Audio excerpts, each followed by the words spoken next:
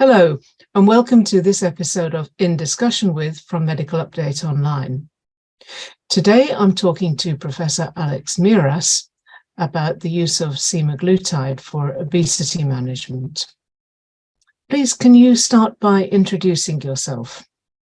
Hi, my name is Alex Miras. I'm a professor of endocrinology at Ulster University. I am a clinical academic, which means that half of my work is spent doing research and the other half is doing clinical work. And I only focus in the management of and research of obesity. Now, recently, there's been a lot in the news about the use of semaglutide for obesity.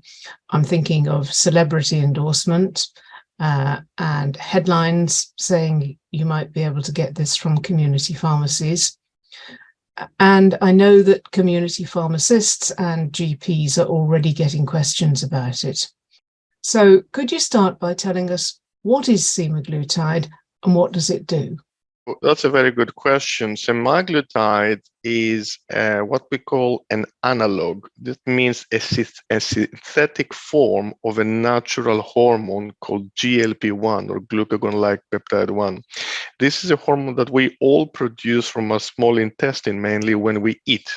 And it does two things. It makes our pancreas produce insulin to reduce our blood glucose, but it also signals to the brain fullness. So it is a satiety hormone. And therefore, what we have found when using this group of medications in the last 16 years for the treatment of type 2 diabetes is that not only these people's glucose was reduced, but also they lost weight. So now we are now moving to the use of this type of analogs, including GLP-1 receptor analogs for the treatment of the disease of obesity because of their satiety-inducing effect. Now, we've had liraglutide on the market for some time. So is this basically the same thing? These are all groups, or rather, they're all members of the same group and family. These are all GLP-1 receptor agonists. But what has happened over the years is that they have evolved. And now we have got what we call the third generation gut hormone analogs. We started with having medications that were injected twice a day. Then we moved to liraglutide, which you are right, was initially used for diabetes, and subsequently through its licensed use for obesity with the name of Saxenda, is injected once a day, and semaglutide is a medication which is injected once a week.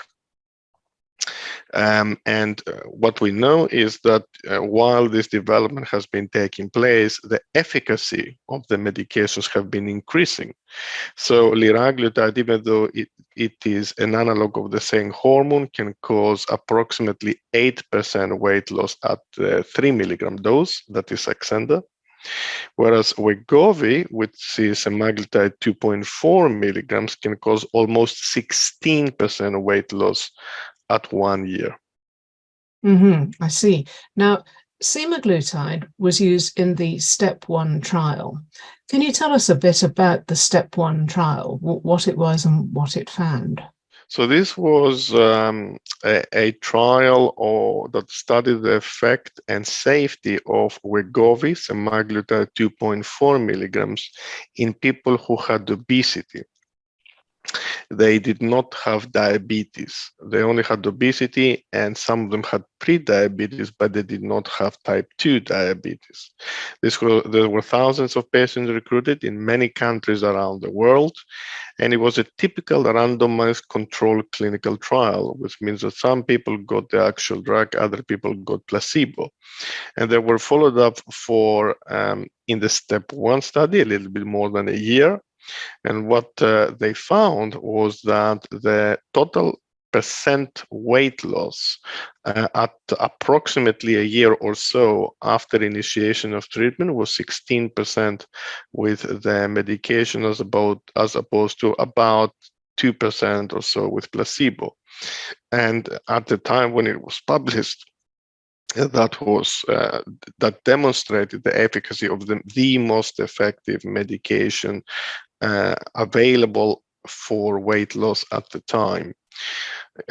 So it was a successful study. It changed our thinking about obesity. It changed our expectations of obesity treatments. What it also showed is that semaglutide 2.4 milligrams was safe.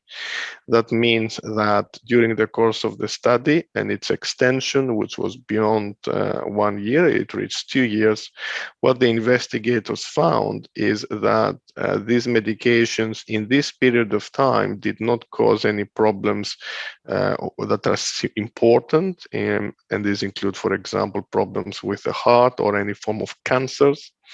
But what they did find is that the medications can at least initially have side effects. These side effects are gastrointestinal in nature. The common ones are nausea, diarrhea, or constipation, but they disappear with time in the vast majority of people. It is in all of this, in this study and in all of these groups of medications, it is less than 10 or even less than 5% of people that have to discontinue treatment because of side effects. So it's a small percentage. There is also a small risk of developing gallstones and cholecystitis, inflammation of the gallbladder, or pancreatitis, inflammation of the pancreas with these medications, but this is rare. So overall, the safety profile is very favorable.